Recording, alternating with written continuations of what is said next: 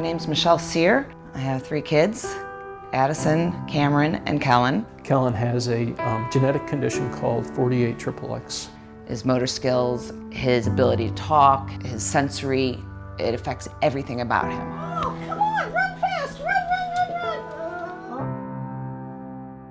As the months went on, he never cried once. That's my 3rd child, babies cry. So I kept asking for tests. His pediatrician, Dr. Brophy, said, "Is your mommy instinct going off?" And I said, "My mommy instinct's screaming."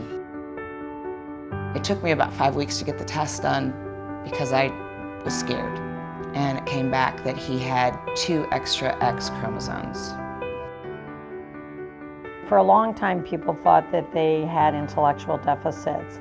And now we have found that with early treatment and early intervention, many of the children with 48XXY are functioning with normal intelligence. They have language problems, but that does not prohibit them from being included in school environments and moving through education within normal limits. Christopher's my 2nd child, and I was recommended to have genetic testing done because I was advanced maternal age to be having children. The doctor called me and told me that Chris had an extra X. Basically, what she told me was that he might not even finish high school. Everything that I was reading showed me that if he had a good support system, that a lot of the problems that they were identifying could be addressed. What about this for an eye?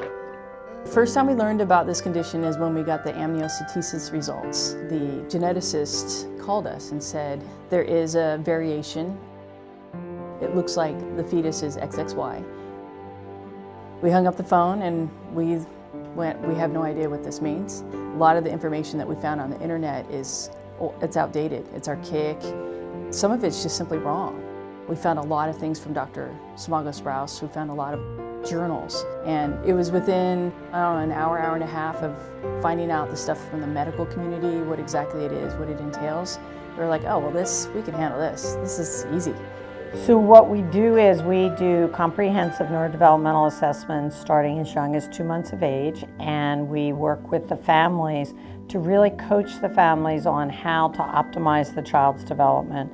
And then we develop programs that can be transported back to their community, including physical therapy, occupational therapy, and speech and language and developmental therapy.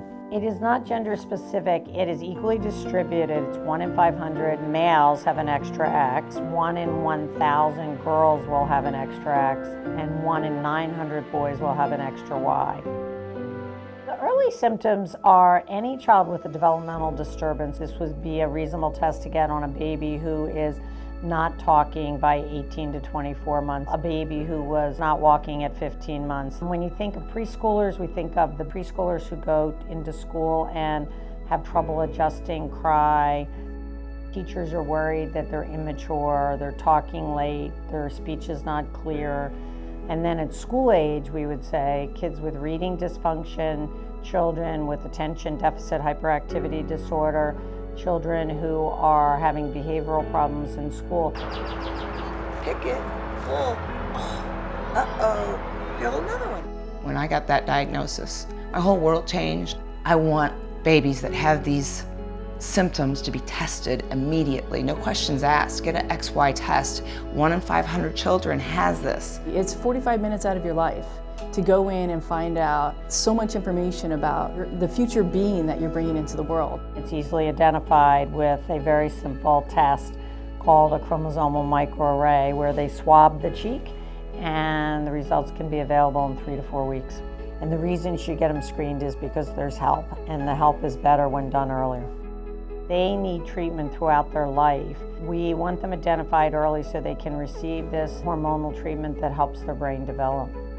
If they get a diagnosis and they have the intervention between the ages of 1 and 5, they're going to recover.